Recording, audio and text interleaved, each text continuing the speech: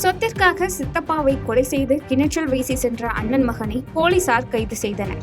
சேலம் மாவட்டம் எடப்பாடி அருகே விவசாய கிணற்றில் ராமச்சந்திரன் என்பவரின் உடலை சடலமாக மீட்ட பூலாம்பட்டி போலீசார் பிரேத பரிசோதனைக்காக சேலம் அரசு மருத்துவமனைக்கு அனுப்பி வைத்தனர்.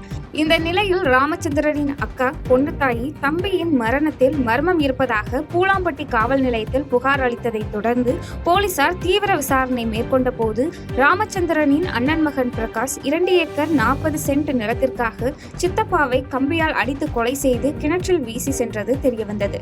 இதனையடுத்து உடனடியாக பிரகாஷை கைது செய்த பூலாம்பட்டி போலீசார் நீதிமன்றத்தில் ஆஜர்படுத்தி பின்னர் சிறையில் அடைத்தனர்.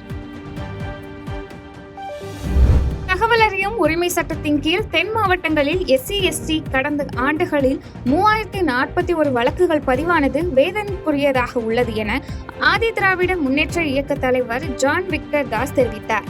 கன்னியாகுமரி மாவட்டம் நாகர்கோவில் அருகே ஆதி திராவிட முன்னேற்ற இயக்க தலைவர் ஜான் விக்டர் தாஸ் செய்தியாளர்களுக்கு பேட்டியளித்தார்.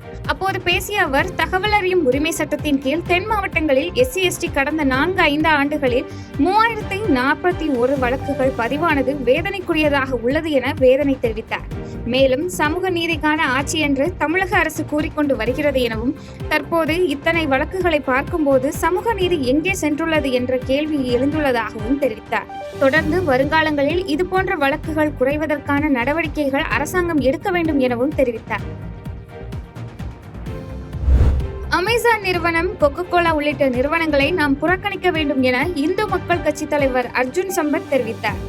திருவள்ளூர் ராஜாஜிபுரம் பகுதியில் விநாயகர் சதுர்த்தியை முன்னிட்டு வைக்கப்பட்டுள்ள விநாயகர் சிலைக்கு இந்து மக்கள் கட்சி தலைவர் அர்ஜுன் சம்பத் பூஜைகள் செய்து கட்சியினர் மத்தியில் உரையாற்றினார். இதனைத் தொடர்ந்து செய்தியாளர்களை சந்தித்து பேசிய அவர், ஆம்பூர் கலவர வழக்கில் குற்றம் நிரூபிக்கப்பட்டுள்ளது என்றும், ஆனால் கலவரத்தில் ஈடுபட்ட பலரும் விடுதலை செய்யப்பட்டுள்ளனர், போதிய தண்டனை வழங்கவில்லை எனவும் குற்றம் சாட்டினார்.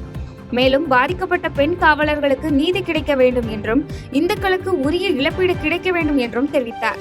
தொடர்ந்து அமேசான் நிறுவனம், கொக்கோ-கோலா உள்ளிட்ட நிறுவனங்களை நாம் புறக்கணிக்க வேண்டும் என்றும், வெளியுறவுத்துறை கொள்கையை மோடி அருமையாக கையாண்டு கொண்டிருக்கிறார் எனவும் தெரிவித்தார். அமேசான் நிறுவனம் எதுக்காக நம்ம அமேசான் நிறுவனத்தை ஆதரிக்கணும்?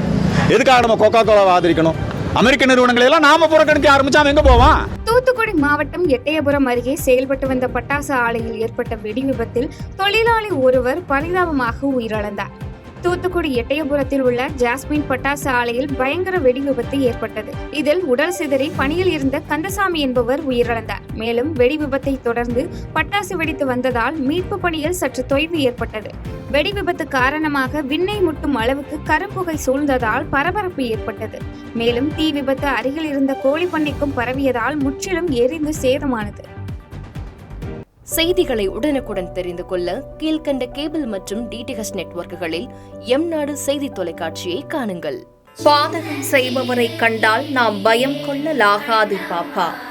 மோதி மிதித்துவிடு பாப்பா, அவர் முகத்தில் உமிழ்ந்துவிடு பாப்பா. அண்மை செய்திகளை உடனுக்குடன் தெரிந்து கொள்ள இணைந்திருங்கள் எம்நாடு தொலைக்காட்சியுடன்.